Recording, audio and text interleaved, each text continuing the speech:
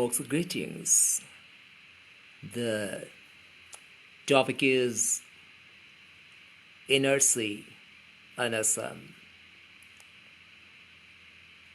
In the first place, the list of inertia.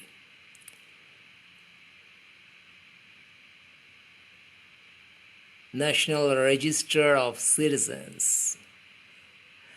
It was 40 lakhs of people who were out of the list, and now by the latest update it's 19 lakhs of people who are out of the list.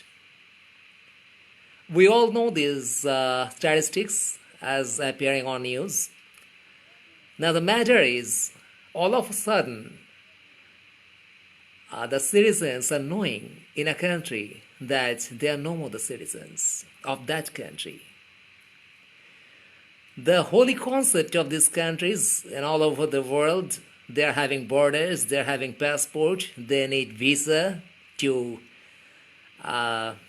make anyone's entry there. We call them the immigrants, and some people they get the tourist visa, business visa, they stay there.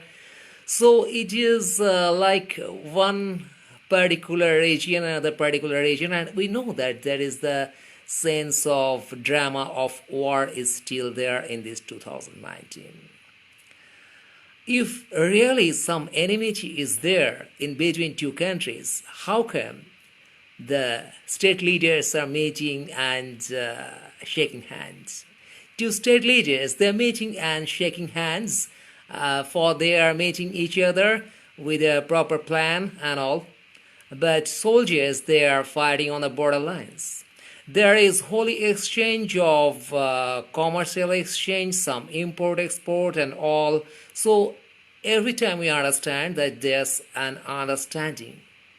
In between two countries, we must have some understanding to be with each other,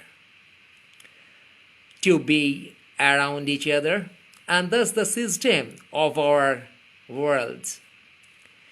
And at the same, we see the same system that is killing soldiers in the borders. On both the sides of a borderline, we see that the lives of these soldiers, these poor soldiers, they are holding guns and they are killing each other. So the state leaders, they have made this system alive. That is, we will shake hand, we will exchange commodities, we will exchange service to run these two countries, and yet we will kill our poor people at the both sides of the border lines, and we will create enmity in the people, in the citizens, that this is happening for that country, this is happening for that country. What the fuck, man? What kind of fucking politics is this? And we the communists, we are believing that this is the scenario. Hamare jawan minus fucking degree पे लड़ रहे हैं और हमारे PM गांड में बंदूक घुसा के सो रहे हैं.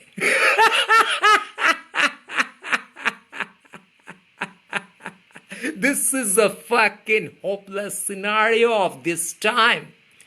In every country, we are playing this fucking foolish game with the communists. They believe that two countries, the relation is so highly tense that there can be the use of fucking nuclear weapons. Every time. Weapons are there. We have seen guns, we have seen the fighter planes, we have seen submarines. Oh, fuck, man. What more we need to see? And we have seen with all those things, the state leaders are meeting in a meet and they're grinning, they're hugging, they're having great time. They will never die. They will never kill each other. So what kind of fucking hypocrisy is this? Now the question is both with the scenario of Kashmir, the tension with Pakistan, and now the tension with Assam and Bangladesh. What the fuck, man?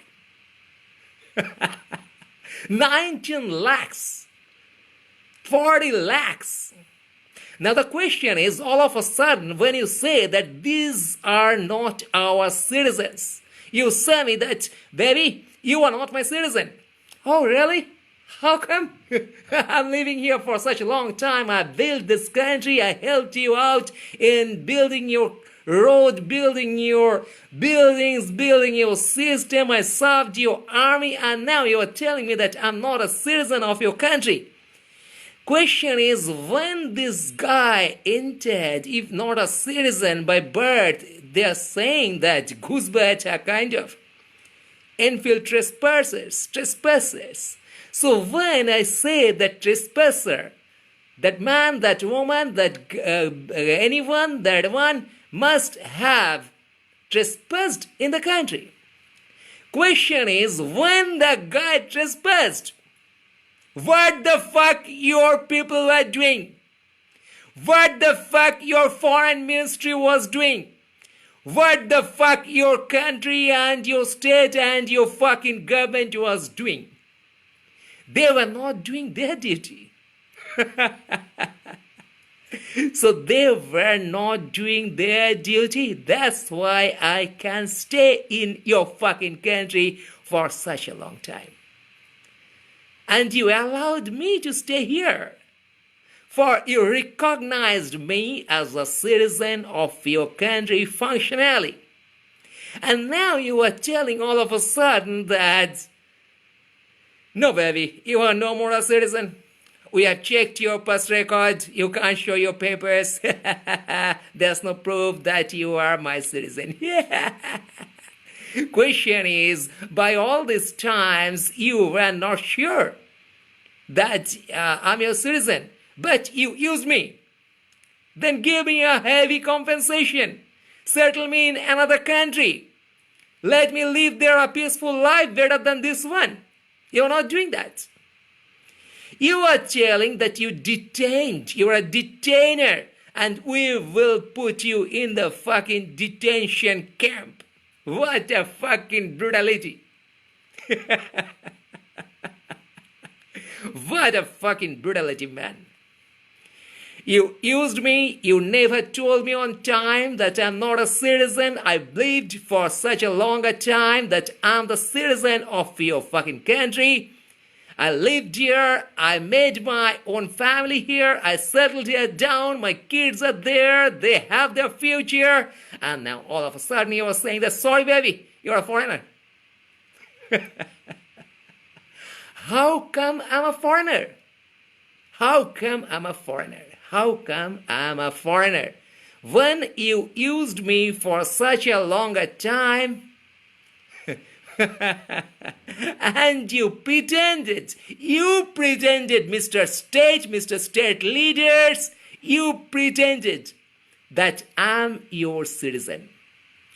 You have to pay for your pretension that you pretended for a longer time without detecting me. You gave me the hope that I'm the citizen, gave me the belief. Who is giving me the belief that I'm the citizen? How come I'm believing that I'm the citizen? It's for you. For you are the power. You are deciding how to behave with whom. Now the question is this delayed time. Why you made such a fucking delay in your reaction, in your decision to tell that I'm not your citizen? For such a long time you were pretending that I'm your citizen. Then I'm your citizen. You have to pay for your pretension. So accept me as your citizen. You must accept me as your citizen, for you were pretending for a long, long, long time that I'm your citizen. This duality, this over clever nature, and this hypocrisy is showing your wrong face, Mr. State. Now the question is, why people are so silent? Why they are even happy at times? Is the very fucking self-centered scenario.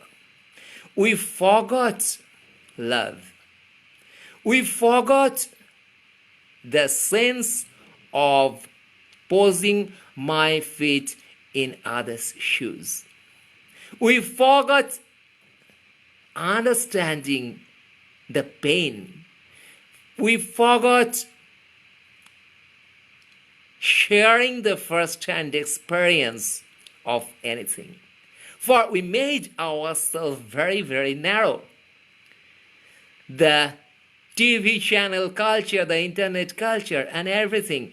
Every time the scenario from the late 90s of a gentleman is going to work and doing fucking heavy work and being back home and watching TV with a remote at hand and taking soft drinks, taking potato chips, and that's the definition of a gentleman. A gentleman is a self-centered person who's under a fucking pressure. At times there's a pressure from childhood in education. At times there's a pressure in profession, the corporate ladders and fucking game there. At times it's a fucking competition with your neighbor and siblings and brothers and sisters and anyone and everyone. For every time you are trying to be somewhere, trying to reach somewhere in life, every time you are trying to measure your success with the amount of money. This money-centric approach is the fucking killer approach, where we don't have heart, we do have a pocket only, or more than one pocket maybe, and we do have a lifestyle. So if the 19 lakhs of people in Assam are not the citizens, I don't care, and I'm given the sense that we will live a better life if these people are not there. Oh, what a fact! A country which is a state which is so pretentious, who can't use the human rights, where we don't have the industry growing, we are having a fucking down economy, and there we are losing human resources. We are spending crores for the detention camps, for detecting these people, for making the NRC list. We are wasting money. And people are not really interested to understand that. People are enjoying, for they are saddest, for they are hopeless. Now, matter is this 19 lakhs of people. Which country's citizen they are? What kind of citizens they are? In detention camp, well, man, I grew in a detention camp. My parents were there. Oh, sorry, my mom was there. My dad was not there. Oh, my dad was there. My mom was not there. Yeah, and my mom married again in someone in the detention camp. And my childhood was like that. I was there. I used to go to the school of detention camp, and yeah, they used to look at us as a second-class citizen, as a third-class citizen, and that was my traumatized childhood, and that's how I became a criminal. Yeah, sir, Mr. Officer. Oh, Your Honor, I turned a criminal, for I'm from detention camp. For 5 years of my life, I stayed there. Then they sent me back to some other country. Then again, I tried to come back to my dad. Oh, but I was disturbed. Yeah, I lost my love. Story number 2. I lost my love when I went to detention camps. She used to come every day, and after that, there was a rule that she can meet me once in a week. And yeah, I was fucking like I'm in jail. And before that, we used to go to school. We were in a place called Dibrugarh. Then we went to called some other. Then we settled in detention camp. Oh, what a fucking scenario the camp was. We couldn't go outside, and people, they were very poor and very bad. Altogether, we were served some hopeless food, and yeah, we spent there for more times. I got 3 relations there, one after another, and yeah, one was homosexual, and when I was 6 years old, I was raped there in a detention camp. There was a police guy who was giving me a chocolate and raped me there. Yeah, nobody used to take care of us. We were like the surplus and like the burden of the country. So everybody was looking down upon us. And yeah, my grandpa was suiciding after knowing that we will be in the detention camp. And yeah, he served the country for 15 years. And then we were sent to detention camp. Detention camp. Yeah. Well, I used to see the sunset every time from the window, and the window was small. The rooms were very close and very congested. There was no air around. There are some street dogs. They were also kept there, and we used to sleep together. Once a dog fucked me. Then I realized that it's a policeman. The color of a dog and a policeman's wear was kind of the same, so I couldn't understand. At night, I was 7 years old then. I was in detention camp. Which side are you on? Which side are you on? My father was a miner, and I'm a miner's son. Which side are you on? Which side are you on? Which side are you on? Are you in the detention camp? Or you are out of that? You are in the state side? You are in Assam? You are outside Assam? You are in Kashmir? You are in Pakistan? You are in this world? You are on the borderline? You are a state leader? You are holding a fucking gun? What type of psyche you do have? What type of humanity you do have? What type of sense you do have? What kind of human you are? What kind of sense you have? What kind of psychology you have? Do you support these countries, these borders, this funny scenario between state leaders and the citizens and the fucking fucked up citizens scenario, fucking fucked up rules and the constitution and everything? Are you enjoying? Are you rejoicing? Are you having fun? Are you swinging your butt and singing? Ooh, they are in the detention camp. Ooh, we will live a better life. They will eat less. I will eat more. They will not be in a competition with me. My kid will enter the school. Competitions are less in school. I will get a better job now. They are in detention camp. They are in detention camp. Which side are you on? Yeah, baby. That's the scenario. Keep thinking. Moxa greetings.